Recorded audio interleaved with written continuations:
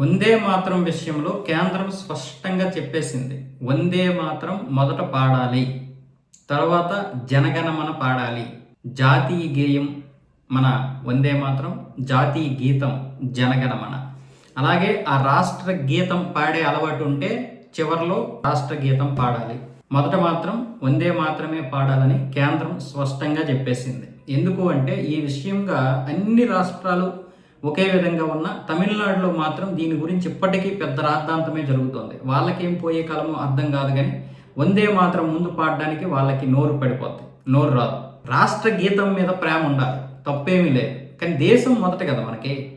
మన మతం కంటే, మన కులం కంటే, మనకంటే ముందేముండాలి? దేశం ఉండాలి.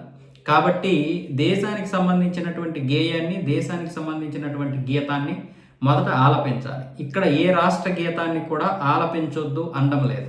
కానీ తమిళనాడు వాళ్ళు మొదట మా రాష్ట్ర గీతాన్ని మేము ఆలపిస్తాము, తర్వాత ఏదైనా అంటున్నారు వాళ్ళు. దీని గురించి మొన్న విజయ్ కూడా ప్రమాణ స్వీకారం రోజు మాత్రం చాలా స్పష్టంగా తన యొక్క ఏదైతే సిద్ధాంతం ఉందో పక్కన పెట్టాడో మరి లేకపోతే ఏమో, నిజంగానే ఆ రోజు అతను చాలా గొప్ప పని చేశాడు.